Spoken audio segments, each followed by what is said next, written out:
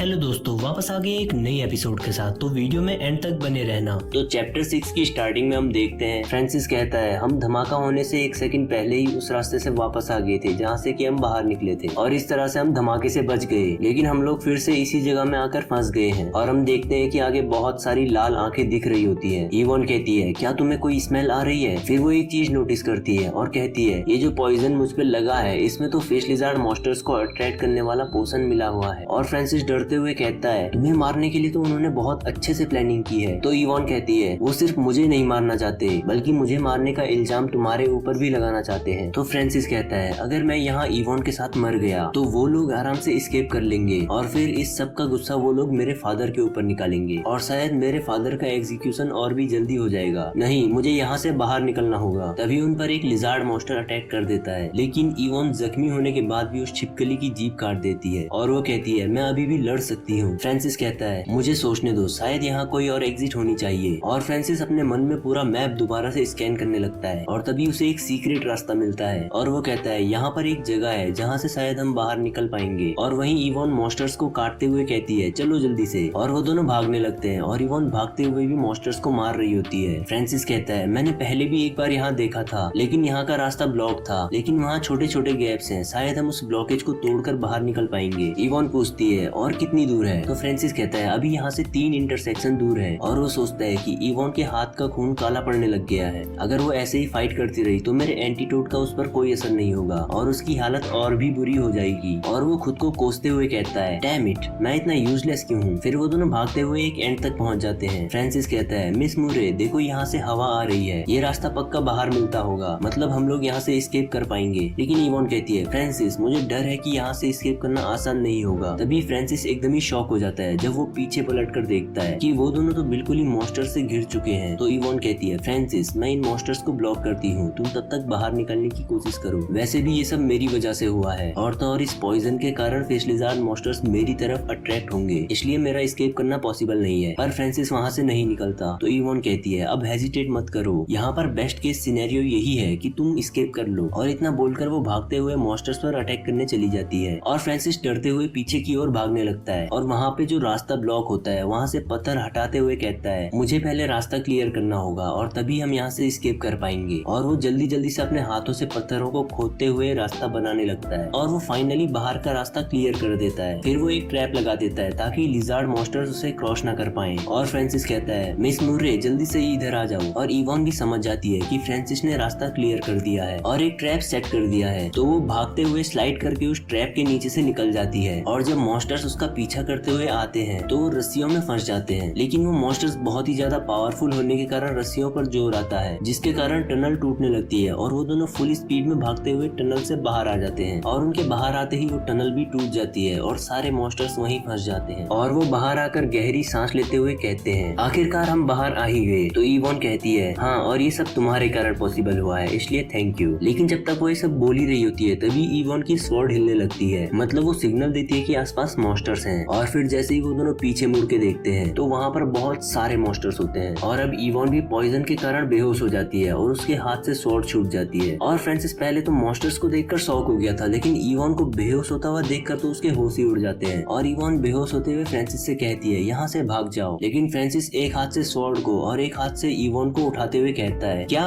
भाग जाऊं? लेकिन मैं आखिर भाग कर जाऊं कहाँ? हम तो चारों तरफ से मॉन्स्टर से घिर चुके हैं। और अगर आपको याद होगा तो यहाँ पर हमें वही सीन दिखाया जा रहा है जो कि इस मैनुआ की स्टार्टिंग में हमें फर्स्ट सीन दिखाया गया था। तो इसका मतलब अब जाकर हमारी स्टोरी मेन सीन पर पहुंची है और अभी तक तो बस बैक स्टोरी चल रही थी। फ्रांसिस कहता है मैंने आज तक एक भी ई रैंक मॉन्स्टर को हेड ऑन फेस नहीं किया है। और वो चिल्लाकर कहता है आ जाओ सारे, भले ही मैं मर भी जाऊं लेकिन कम से कम एक को तो मार के रहूंगा। और तभी एक मॉन्स्टर भागते हुए फ्रांसिस की ओर आता है, लेकिन फ्रांसिस स्वॉर्ड से एक स्लैश मारता है और उस मॉन्स्टर की मुंडी कट जाती है। लेकिन वो छिपकली उस कटी हुई मुंडी से भी अटैक कर देती है और वो अपनी जीभ को फ्रांसिस की छाती के आर पार कर देती है और फ्रांसिस के हाथ से स्वॉर्ड गिर जाती है। और फ्रांसिस नीचे गिरते हुए कहता है फादर मुझे माफ करना, लगता है मैं अब आपका नाम क्लियर नहीं कर पाऊंगा, पर मैं अभी नहीं मरना चाहता, काश मैं थोड़ा और स्ट्रॉन्ग होता, काश। और वो बेहोश हो जाता है। तभी सिस्टम की विंडो ओपन हो जाती है और सिस्टम कहता है तुमने टोटल 3 ई रैंक के मॉन्स्टर्स को मार दिया है, जिसके कारण एनर्जी गैदरिंग कंप्लीट हो गई है। War God system activated. तो भाई फाइनली 6 चैप्टर के एंड में आकर हमारे एमसी का सिस्टम एक्टिवेट हो गया और यहाँ पर फ्रांसिस के सारे स्टैट्स बहुत तेजी से चेंज होने लगते हैं और ये चैप्टर यहीं पर खत्म हो जाता है। तो आज की वीडियो में बस इतना ही। वीडियो को एक लाइक कर दो और इस सीरीज से जुड़े रहने के लिए चैनल को सब्सक्राइब कर दो और कमेंट करके बताना क्या मुझे इस सीरीज को कंटिन्यू करना चाहिए या नहीं। हम मिलेंगे अगली वीडियो में, तब तक के लिए बाय बाय।